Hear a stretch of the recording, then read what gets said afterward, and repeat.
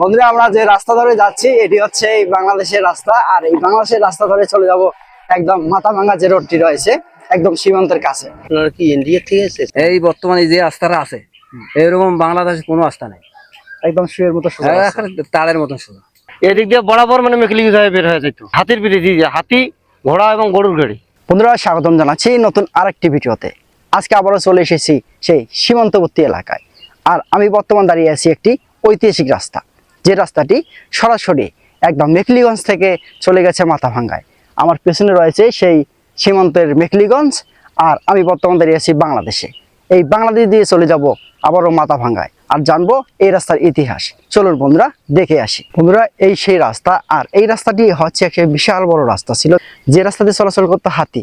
আর আমরা সেই রাস্তা ধরে বর্তমানে সেই রাস্তা ধরে যাচ্ছি একদম মাথাভাঙ্গার উদ্দেশ্যে। আর জানবো আসলে এই রাস্তা দিয়ে কিভাবে হাতি চলতো আর কিভাবে এই রাস্তাটি ভারত ব্যবহার হতো, তা জানবো এবং আপনাদেরকে জানাবো। ততক্ষণে বন্ধুরা সঙ্গে থাকুন এবং পুরো ভিডিওটি দেখতে থাকুন। আপনারা কি ইন্ডিয়া থেকে এসেছেন? না না না, এই রাস্তাটা এটা দেখতেছেন মানে গ্যাপ ছোট, এই রাস্তা একদম বিশাল রাস্তা।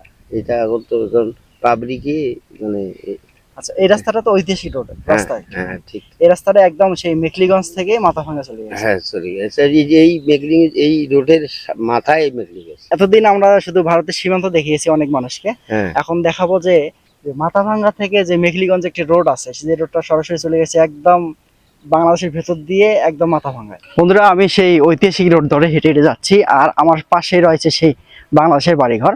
আর আমরা এখন পৌঁছে গেলাম সেই ঐতিহাসিক যে রাস্তাটি, বড় রাস্তাটি রয়েছে সেই বড় রাস্তায়। আমরা যে রাস্তাটি আসলাম সেই রাস্তাটি ছিল বড়, কিন্তু এই যে সামনের রাস্তাটি, এই রাস্তাটি হচ্ছে সেই বড় রাস্তা। আর এই রাস্তার মাথায় হচ্ছে একদম সেই মাথাভাঙ্গা। আমরা সেই বাংলাদেশের ভেতর দিয়ে চলে যাব একদম মাথাভাঙ্গা। এই রাস্তাটা সরাসরি মাথাভাঙ্গা চলে যাবে। এখান থেকে আমরা চলে যাব সরাসরি একদম মাথাভাঙ্গা। আর মাঝখানে পাবো হলো মাঝখানে একটা মেসির পার্ক, হ্যাঁ। তারপর পাটগ্রাম, তারপর চলে গেল মুন্সিরহাট, তারপরে তারপর চলে গেল ওই মাথাভাঙ্গা বর্ডার। মাথাভাঙ্গা বর্ডার। যে এই মাথাভাঙ্গা মেঘেলগঞ্জ থাকিয়া এটা হাতি দিয়ে বান্ধেছে রাস্তা, মেন রাস্তা দুর্গন্ধি বান্ধা আছে। রাস্তা মোটামুটি 150 ফিট চওড়া ছিল, কোনো জায়গায় 70 ফিট চওড়া আছে, কোনো জায়গায় 60 ফিট আছে, মানে বেশিরভাগে 100 ফিট চওড়া আছে। বন্ধুরা, আজ আমরা কুচবিহার থেকে মাথাভাঙ্গার পথে যাত্রা করছি। প্রথম দেখায় এটি একটি সাধারণ সড়ক মনে হলেও এই পথের সঙ্গে জড়িয়ে আছে দেশভাগ, সীমান্ত, রাজ্য ও মানুষের জীবনের এক অনন্য ইতিহাস। আজকের ভিডিওতে আমরা জানব কেন কুচবিহার ও মাথাভাঙ্গার অঞ্চলে পুরনো যোগাযোগের ব্যবস্থা একসময় বর্তমানে বাংলাদেশের ভূখণ্ডের সঙ্গে নিবিড়ভাবে সংযুক্ত ছিল, কীভাবে দেশভাগের সেই পথগুলো বদলে দিল, আর কেন এই অঞ্চল আজও ইতিহাসে নীরব সাক্ষী হয়ে দাঁড়িয়ে আছে। এই রাস্তাটা সরাসরি কই গেছে? মাথাভাঙ্গা, মাথাভাঙ্গা। মাথাভাঙ্গা। আর এইদিকে এদিকে মেকলিগঞ্জ। এই রাস্তাটা কি ঐতিহাসিক রাস্তা? এটা তো ব্রিটিশ পিরিয়ডের রাস্তা। এটা ব্রিটিশরা তৈরি করছে। হ্যাঁ ব্রিটিশের যখন ভারত বাংলাদেশ একসাথেই ছিল, মানে এই এই যে বাংলাদেশটি বর্তমানে আমরা বাংলাদেশটিতে আছি, এই বাংলাদেশটিতে একসময় ছিল ভারতের ভারতের আয়ত্তে ছিল। হ্যাঁ, তারপরে যখন 1947 সালে দেশ ভাগ হলো, ভাগ হলো, হ্যাঁ হওয়ার পরে এই রাস্তাটা রাস্তা বন্ধ হয়ে গেছে। বন্ধ হয়ে গেছে। তখন তো এই মেকলিগঞ্জ থেকে সরাসরি একদম মাথাভাঙ্গা যেত এই রাস্তা ধরে। এই রাস্তা মাথাভাঙ্গা। হ্যাঁ, ওটা তো ওই মানুষের মুখে শোনা গেছে, মহারাজা বলে এই রাস্তা দিয়ে হাঁটাহাঁটি করছে। মানে কুচবিহারের মহারাজা এই রাস্তায় চলাচল করতো। লম্বায় প্রায় 11 কিলোমিটার এই কুচবিহার থেকে মাথাভাঙ্গা। হ্যাঁ, আর চওড়াটা ছিল প্রায় 150 ফিট। কঠিন, কোন জায়গায় ৭৪ ফিট, কোন জায়গায় ৬০ ফিট, কোন জায়গায় ৫০ ফিট। এটা কম ব্যাস আছে আর কি। মানে পুরো রাস্তাটা একসমান ছিল না। না, রাস্তা ছিল কিন্তু ওই যে সাইটে যে খাস, কোন জায়গায় কম ছিল, কোন জায়গায় বেশি ছিল, কিন্তু রাস্তা এক সমান ছিল। বন্ধুরা, আমরা সেই রাস্তার যে পাশেই একজন চাচার সাথে কথা বললাম যে এই রাস্তাটা একসময় চলতো রাজা বাদশারা। ভারতের যে কুচবিহারের রাজা ছিল তিনি নাকি এই রাস্তায় চলাচল করতো। আমরা সেই রাস্তা ধরেই চলে যাব একদম মাথাভাঙ্গার উদ্দেশ্যে। মুন্সিরহাট পাবেন। হ্যাঁ, মুন্সিরহাট যা লোকক জিজ্ঞাসা করবেন, তার উপরে মাইল 3 যাওয়ার পাবেন মুন্সিরহাট থেকে। তারপরে যাইতে পারবো না। তারপরে যাওয়ার পাবেন সীমান্ত। আমরা এখন কুচবিহার শহর ছেড়ে মাথাভাঙ্গার দিকে এগিয়ে চলছি। চারদিকে সবুজ ধানের ক্ষেত, ছোট্ট ছোট্ট গ্রাম, নদী আর শান্ত পরিবেশ। কিন্তু প্রায় 100 বছর আগে এই অঞ্চলে ছিল সম্পূর্ণ ভিন্ন। বন্ধুরা, আমরা যে রাস্তা ধরে যাচ্ছি এটি হচ্ছে এই বাংলাদেশের রাস্তা, আর এই বাংলাদেশের রাস্তা ধরে চলে যাব একদম মাথাভাঙ্গা যে রোডটি রয়েছে একদম সীমান্তের কাছে, সেখানে যাব। তখন ভারত ও বাংলাদেশ নামে দুটি আলাদা দেশ ছিল না। বর্তমান বাংলাদেশ ছিল অবিভক্ত ভারতের অংশ। কুচবিহার ছিল একটি দেশীয় রাজ্য, যার সঙ্গে রংপুর অঞ্চলের মানুষের যোগাযোগ ছিল খুবই স্বাভাবিক। এই অঞ্চলের বহু পথ, হাট বাজার এবং যাতায়াতের রুট বর্তমান বাংলাদেশের ভূখণ্ডের সঙ্গে সরাসরি যুক্ত ছিল। মানুষ সীমান্তের বাধা ছাড়াই চলাচল করত, ব্যবসা করত, আত্মীয় স্বজনে বাড়িতে যেত। 1947 সালে ভারত ভাগ হলো, সৃষ্টি হলো ভারত ও পাকিস্তান। পূর্ব বাংলা হয়ে গেল পূর্ব পাকিস্তান, যা আজকের বাংলাদেশ। বন্ধুরা, আমরা ধীরে ধীরে পৌঁছে গেলাম সেই পাটগ্রাম শহরের ভেতরে। আর এই পাটগ্রাম শহরের ভেতরে যে রাস্তাটি দেখুন, এক পাশ দিয়ে বেরিয়ে আসলাম, এক পাশে চলে গেল হচ্ছে বুড়িমারি, এক পাশে রংপুর লালমনিরহাট। আর আমরা ঠিক সেই রাস্তার যে সামনের রাস্তাটি রয়েছে একদম সোজা রাস্তা, সেই সোজা রাস্তা ধরে চলে যাবে একদম সেই মাথাভাঙ্গার উদ্দেশ্যে। আর বর্তমানে আমি পাটগ্রামের যে শহরটি রয়েছে সেই শহরের ভেতরে, আর এই শহরের ভেতর দিয়ে যাচ্ছি একদম সেই মাথাভাঙ্গার উদ্দেশ্যে। পূর্ব বাংলা হয়ে গেল পূর্ব পাকিস্তান, যা আজকের বাংলাদেশ। এই বিভাজনের ফলেই বহু পুরানো রাস্তা, রেল লাইন এবং মানুষের স্বাভাবিক চলাচল এক মুহূর্তে আন্তর্জাতিক সীমান্তে পরিণত হয়। আপনার বাড়ি কি মুন্সিরহাটে? না, কোন জায়গায় বাড়ি আপনার? চাপানি চাপানি। মুন্সিরহাটে কই যাচ্ছেন? জামাই বাড়ি। জামাই বাড়ি। ভারত আছে তো, ভারতের সীমান্ত ভারত, ওখান থেকে তো মাথাভাঙ্গার কাছে। মাথাভাঙ্গা ওখান থেকে কাছে। আমরা চলে এসলাম সেই পাটগ্রাম যে শহরটি রয়েছে সেই শহর থেকে। সেই শহর থেকে চলে এসলাম একদম যে গ্রামে। বন্ধুরা, বর্তমানে আমি যাচ্ছি সেই বাঁশের সাঁকো দিয়ে। আর এই বাঁশের সাঁকোটি তৈরি হয়েছে সেই ঐতিহাসিক রাস্তার এক ছোট্ট নদীর উপর দিয়ে। আর এই নদীর পাশেই রয়েছে সেই রাস্তাটি। এই রাস্তাটি সরাসরি চলে গেছে একদম সেই মাথাভাঙ্গায়। আমরা এখন সেই মাথাভাঙ্গা যাব এবং আপনাদেরকে দেখাবো। ততক্ষণে বন্ধুরা আমার সঙ্গে থাকুন। আর একটা কথা না বললে নয়, যারা আমার চ্যানেলটি এখনো সাবস্ক্রাইব করেননি, যত দ্রুত পারেন আমার চ্যানেলটি সাবস্ক্রাইব করে পাশে থাকুন। সেদিনকার যে কাছারি আসলে বলে পাটগ্রাম শুনে গেছে। হ্যাঁ, কুচবিহারের রাজার কাছারি ছিল পাটগ্রাম। পাটগ্রামত বলে আছে। ওখান এই থেকে হাতের পিড়ি বলে চড়ে গেছিল, হাতির পিড়ি চড়ি তারপরে মাথাভাঙ্গা যাইত। মাথা ভাঙা গেছিল। সেই মেখলিগঞ্জ থেকে সরাসরি মাথাভাঙ্গা। এদিকে ডাইরেক্ট সরাসরি আস্তা আছে এখন, শুয়ের মতো সোজা। ছোঁয়া এরকম বাংলাদেশে আস্তা নাই তো। এই যে রাস্তাটা আছে এই বর্তমানে যে আস্তাটা আছে এরকম বাংলাদেশে কোনো আস্থা নাই, একদম শুয়ের মতো সোজা। এখন তারের মতন সোজা। হ্যাঁ, ওই বাপদাদার ঘর সবাই কইছে হইছে এরা রাস্তা ব্রিটিশ রাস্তা, ব্রিটিশরা তৈরি করে। হ্যাঁ ব্রিটিশে তৈরি করছে। হ্যাঁ, বর্তমানে কুচবিহার থেকে মাথাভাঙ্গা প্রধান সড়ক ভারতের ভেতর দিয়েই ব্যবহৃত হয়। কিন্তু এই পথ ধরে চলতে চলতে আমরা সেই পুরনো ইতিহাসে অনুভব করতে পারি, যখন এই অঞ্চলের যোগাযোগ বর্তমানে বাংলাদেশের ভূখণ্ডের সঙ্গে আরো ঘনিষ্ঠভাবে যুক্ত ছিল। বন্ধুরা দেখুন, এই সেই ঐতিহাসিক রোড। আর এই রোডের এখন ধান শুকানো উঠানো হয়েছে। নানি কেমন আছেন? ও নানি কেমন আছেন? এই সীমান্ত অঞ্চল তাই শুধু একটি ভৌগোলিক এলাকা নয়, এটি মানুষের সংগ্রাম, বিচ্ছিন্ন এবং বেঁচে থাকার ইতিহাস। বন্ধুরা, এই সেই রাস্তা। আর এই সেই রাস্তা হচ্ছে সেই ঐতিহাসিক রোড, যে রোডটি সরাসরি চলে গেছে একদম মেখলিগঞ্জ থেকে মাথাভাঙ্গা। আর এই রোডটি বর্তমান পরিত্যক্ত অবস্থা পড়ে রয়েছে। এই রোডের কোনো নেই কাজ, একদম একটি পরিত্যক্ত রোড। আর সেই পরিত্যক্ত রোডের মাঝেই ধান শুকাচ্ছে এখন। আসলে এই ঐতিহাসিক যে রোডটি রয়েছে সেই রোডটি এখন পরিত্যক্ত। এই পরিত্যক্ত রোডগুলোই একসময় ছিল মানুষ চলাচল এবং গরু হাতি চলাচলের রাস্তা। ভাই ভালো আছেন? আর সেই রোড দিয়ে আমি যাচ্ছি।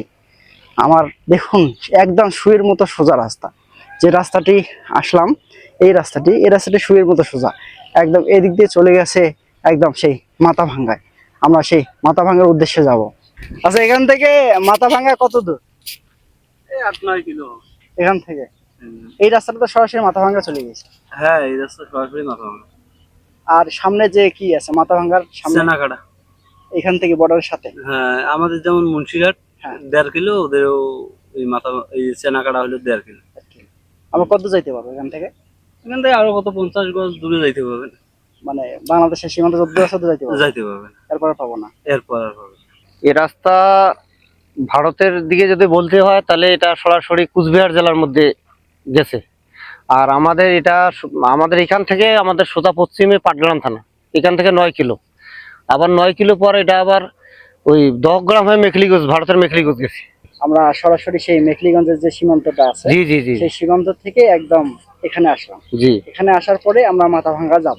আমি জানতে চাচ্ছিলাম যে এই রাস্তাটা কতদিনের রাস্তা এবং এই রাস্তাটা দিয়ে কি কি চলাচল করতো এক সময়? না, তো আমরা তো আগে যেটা শুনতাম যেটা ব্রিটিশ, এই রাস্তাকে বলা হয় ব্রিটিশ রাস্তা। এখন ব্রিটিশের আগে দেখা গেছে ওই যে ভারতে যে কুচবিহার রাজা ছিল, ব্রিটিশ এবং রাজা, যেমন কুচবিহার রাজার এই রাজ্য ছিল আমাদের লালমনিরহাট জেলা বা ভারতের কুচবিহার, এটা কিন্তু কুচবিহার জেলার আওতাধীন আগের ইতিহাসে যেটা। এখন আমার বাপ দাদাদের কাছ থেকে যেটা শুনতে পাইছি যে এইখানে ব্রিটিশ যাওয়ার পর না বা হয়তো যাওয়ার আগে হোক আর পরে হোক, যখন ওই কুচবিহার রাজা রাজত্ব করছে তখন তেনার আন্ডারে এই মানে ওই যেমন বর্ডারে দেখছেন পাকা আছে, কিন্তু ওটা উনি যখন আসতো ওই কাপড় নাকি বিছিয়ে দিত, গাড়িতে করে আসতো আবার পিছন থেকে কাপড় উঠাইতো। এই ইতিহাস আমরা জানতাম। সে উনি কি ভারতের রাজা ছিলেন? জি, ভারতের মানে আগে জোরদার ছিল, কুচবিহারের রাজা। হ্যাঁ, মানে কুচবিহারের জি জি জি নিপীন্দ্র নারায়ণ। আমরা জি জি শুনছিলাম যে কুচবিহার রাজা নিপীন্দ্র নারায়ণ জি জি এই রাস্তা দিয়ে চলাচল করতো। এদিক দিয়ে বরাবর মানে মেখলিগঞ্জ হয়ে বের হয়ে যেত। তিনি নাকি হাতিতে হাতির হ্যাঁ জি জি, হাতির পিঠে, জি জি, হাতি, ঘোড়া এবং গরুর গাড়ি। 1947 সালে যখন দেশভাগ হয়েছিল, 1947 সালে দেশভাগ হওয়ার আগেই এই যে এই বাংলাদেশটা ছিল ভারতের আয়ত্তে। জি। তারপরে 1947 সালে দেশভাগ হওয়ার পরে তখন হলো পাকিস্তানের আয়ত্তে। আচ্ছা জি। তারপরে আবার পাকিস্তান এবং বাংলাদেশের সাথে যুদ্ধ হওয়ার পরেই হলো এটা বাংলাদেশ। বাংলাদেশ, জি। কিন্তু পাকিস্তান যখন এই আয়ত্তে ছিল তখন কি এই রাস্তাটা ব্যবহার ছিল ভারত এবং বাংলাদেশের? না, ওই সময়ও ব্যবহার হয় না। এই যখন 1947 সালের পর থেকে, যেমন আমার বাবারা ভারতে ছিল সেটা মানে পাশাপাশি আর কি, এখান থেকে পাশাপাশি দেখা গেছে যে ওরা ওই ভাগাভাগির সময় আসছে। আসার পরে তো পাকিস্তান ছিল, তখন তো এই ভারত চলাচল এই রাস্তা দিয়ে করে না। এটা কিন্তু আগে যখন এক ছিল তখন 1947 সালের পূর্বের ইতিহাস এটা। কিন্তু এখন কি অবস্থা, এখন তো যেটা আমরা দেখলাম যে বিগত সরকারের আমলে এখানে বেশ কয়েকটা বড় ধরনের মিটিং হয়েছে। যেমন আমরা শুনতে পাইছিলাম যে এটা দিয়ে নাকি, যেমন ওই যে বুড়িমারি পোর্ট যে আছে, এই পোর্টের অবর্তমানে মানে অনেক সময় যানজট লেগে যায়, ঢাকার কোচ বা জরুরি যাত্রীরা যাইতে পারে না, যারা ইম্পোর্টে যারা যাতায়াত করে। এখন এই দিক দিয়া ওই একটা ব্যবস্থা করতে চাইছিল, কিন্তু এই সুবাদে আমাদের এই ককোয়াবাড়ি স্কুল মাঠে বিজিবি এবং ভারতের বিএসএফ এর বড় ধরনের 7টা মিটিং হয়েছে। সেটা একটা ব্যাপক আকারে সৌন্দর্যপূর্ণ ভাবে এই মিটিংগুলো হয়েছে। এরপরে তো আমাদের মাননীয় প্রধানমন্ত্রী তো নাই। বন্ধুরা, আপনারা শুনলেন যে এখানে এই রাস্তাটি ঐতিহাসিক রাস্তা। আর এই রাস্তাটি এক সময় ব্যবহৃত হতো ভারতে। বর্তমানে 1947 সালে দেশভাগ হওয়ার পরে এই রাস্তাটা আর ব্যবহৃত হয় না। কিন্তু এই এলাকার মানুষের একটাই আবেদন, সেটা হচ্ছে যে এই রাস্তাটি যদি সংস্কার করা হতো তাহলে খুব ভালো হতো। না, এটা ভারত বাংলাও তো একটা ইয়া ছিল, এটা আপনারা হয়তো যেহেতু আপনারা খুঁজলেই পাবেন, সার্চ দিলে পাবেন, এটা কিন্তু ইন্টারনেটেও দেওয়া হয়েছিল যে স্থলবন্দরের বাবদ একটা, কিন্তু একদিন এটা খবরও প্রকাশ হয়েছে। এটা আমার কথা না, আপনারা ওটা খুঁজে দেখবেন, ইনশাল্লাহ পাবেন। তাই আমি জোরালোভাবে দাবি করছি, বা আমি শুধু না, আমাদের সবাই এই এলাকার সকলেরই দাবি যে দেখেন এইরকম আমরা এত অবহেলিতের মধ্যে আছি, এটা আপনারা বাস্তবে দেখেন। আমরা হয়তো মিথ্যেও বলতে পারি, তাই আমি অনুরোধ করব যে যেন আমাদের বর্তমান যে প্রধানমন্ত্রী আছে বা সেতু মন্ত্রী আছে, অবশ্যই যেন আমার এই কথাটুকু ক্ষুদ্রতম মানুষের হিসেবে উনি যদি গ্রহণ করে, তাহলে হয়তো এই এলাকার মানুষ উপকৃত হবে। বন্ধুরা দেখুন রাস্তাটি কত বড়। আর সর্বপ্রথম যে আপনাদেরকে দেখিয়েছিলাম সেটি হচ্ছে ছোট্ট একটি রাস্তা। মনে হবে যে রাস্তা নেই, কিন্তু এই রাস্তা দেখে মনে হবে যে ওই রাস্তাটি কত বড় ছিল। আসলে এই ঐতিহাসিক রোডটি দেখুন কত বড়, প্রায় 100 ফিট 60 ফিট, অথবা বলা চলে যে এই রাস্তাটি হচ্ছে 1 চেন 20 লিং। দেখুন কত বড় একটি রাস্তা। আর সেই রাস্তাটি এখন পরিত্যক্ত অবস্থায় পড়ে রয়েছে, নেই কোনো চলাচল। শুধু চলাচল হচ্ছে সেই বাংলাদেশের যে পাটগ্রাম শহরটি রয়েছে সেই শহরটি, তার থেকে মুন্সিরহাট, এরপরে আর চলাচল বন্ধ। বন্ধুরা দেখতে দেখতে চলে আসলাম সেই শেষ প্রান্তে। আমার শেষে রয়েছে সেই মাথাভাঙ্গা সীমান্ত। এখান থেকে দেখা যাচ্ছে ঠিক সামনে রয়েছে একটি গেট, যে গেটটি এই ঐতিহাসিক রাস্তার ঠিক মাঝে অবস্থিত। তার সাথে রয়েছে একটি ভারতের টহল টিমের ক্যাম্প। আর এই জায়গার আবহাওয়াটা দেখতে সেই অন্যরকম। বন্ধুরা দেখুন, এখান থেকে দেখা যাচ্ছে সেই ভারতের গ্রামটি, ওই যে দূরে গ্রামটি দেখা যাচ্ছে, এটি হচ্ছে ভারতের সেই মাথাভাঙ্গার গ্রাম। আর পাশে দেখুন সীমান্ত গেট, সেই গেটটি এখান থেকে সে একদম কাছে, সেই ঐতিহাসিক যে রাস্তাটি, সেই ঐতিহাসিক রাস্তা। আর ঠিক পাশেই রয়েছে আরেকটি গ্রাম, এই যে গ্রামটি দেখা যাচ্ছে এটি হচ্ছে সেই ভারতের গ্রাম। আর আমার সামনে রয়েছে সেই রাস্তা, এই রাস্তাটি ভারতের এখান থেকে পাকা করা। এদিক দিয়ে আমি আর যেতে পারবো না, কারণ এখান থেকে দেখুন ওই যে দূরে সামনের সীমান্ত পিলার, এখান থেকে যাওয়া সম্পূর্ণ নিষেধ। বর্তমানে যে অবস্থা, ভারত বাংলাদেশের সম্পর্ক এতটাই মানে কঠিন হয়ে দাঁড়িয়েছে যে এক দেশ থেকে আরেক দেশের সীমান্ত পিলার পার হওয়াটাই অনেক কঠিন হয়ে পড়েছে। তাই আমরা ওদিকে আর যাচ্ছি না, এখান থেকেই শেষ করতেছি। এই ঐতিহাসিক ভিডিওটি দেখে যদি আপনাদের ভালো লেগে থাকে তাহলে অবশ্যই আমার চ্যানেলটি সাবস্ক্রাইব করবেন এবং পাশে থাকা বেল আইকন বাটন অন করে রাখবেন। ভালো থাকবেন, সুস্থ থাকবেন। আল্লাহ হাফেজ। দেখা হবে পরবর্তী কোনো নতুন ভিডিওতে।